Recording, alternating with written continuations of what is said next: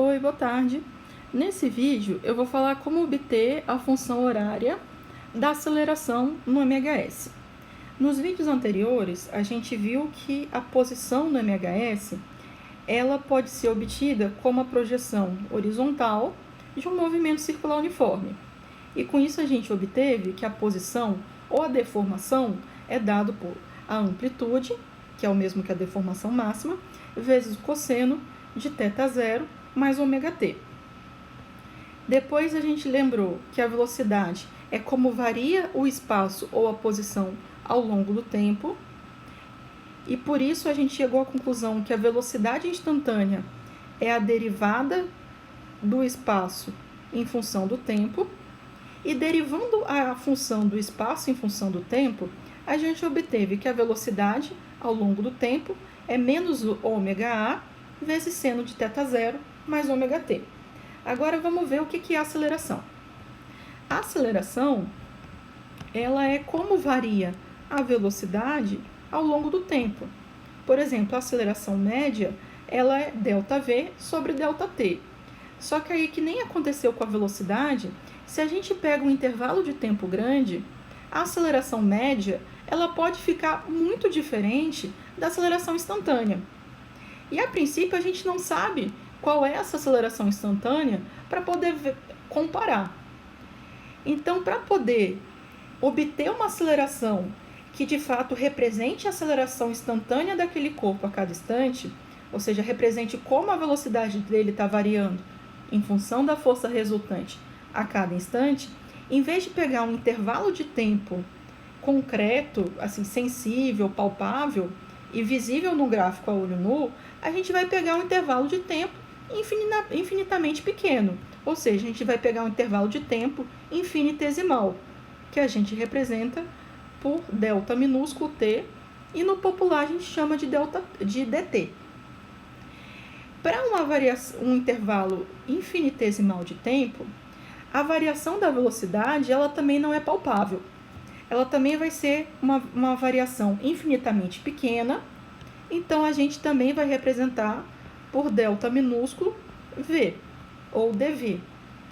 Então, para a gente calcular a aceleração instantânea de um corpo, em vez de estar calculando a aceleração média, a gente vai calcular dv por dt, que é também a derivada da velocidade ao longo do tempo. Assim como a velocidade mostrava como varia o espaço ao longo do tempo, a aceleração ela vai mostrar como varia a velocidade ao longo do tempo. Por isso, em cada ponto, a aceleração é dada pela derivada da velocidade naquele instante. Então, agora, para obter a equação da aceleração, a gente vai derivar a equação da velocidade. A velocidade é igual a menos ômega-a vezes seno de θ0 mais ômega-t. De novo, eu vou chamar isso que está aqui dentro de uma função g de t. G de t é igual a θ0 mais ômega-t. É uma função do tempo, isso que está aqui dentro do seno. Eu não estou calculando o seno de t, por exemplo. E aí, a derivada de g de t vai ser derivada de constante aditiva é zero. Constante aditiva não varia ao longo do tempo. E derivada de ômega vezes o tempo é só ômega. A variação para cada tempo é proporcional a ômega. Então, a derivada de g de t é o próprio ômega. Então, vou reescrever aqui essa velocidade. Essa velocidade é menos ômega-a vezes seno de g de t.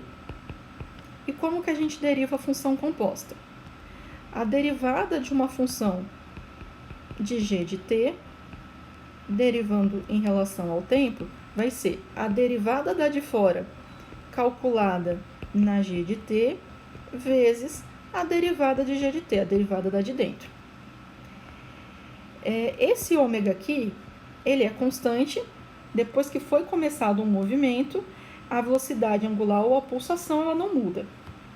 Essa amplitude é constante, a elongação máxima também depende de como você configurou esse movimento no começo, mas se não tiver dissipação de energia, ela não muda.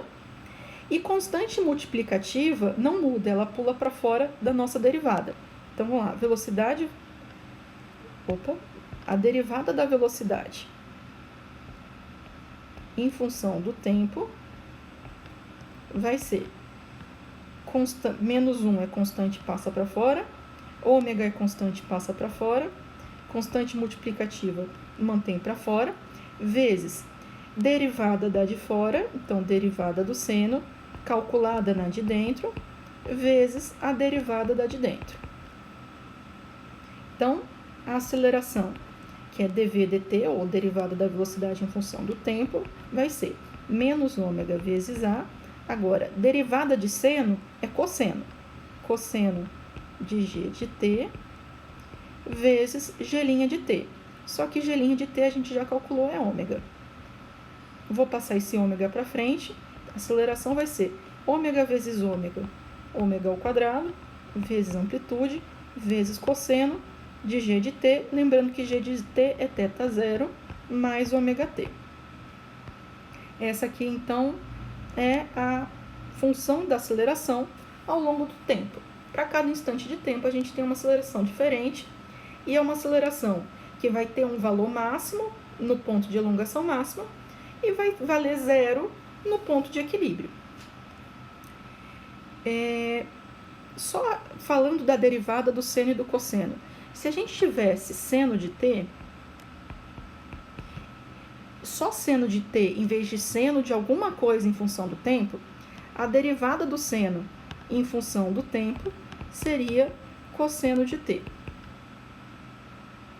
E se a gente tivesse cosseno de t, só cosseno de t em vez de cosseno de alguma coisa do tempo, a derivada do cosseno em função do tempo seria menos seno de t. Então, por isso que ali na derivada, quando eu derivei a posição, eu coloquei um menos seno, e aqui quando eu derivei a velocidade, apareceu um cosseno, não apareceu nenhum sinal negativo. A gente usou isso aqui, na hora de colocar o F'. Bom, isso aqui é meio estranho porque vocês não veem cálculo diferencial nem derivada no ensino médio.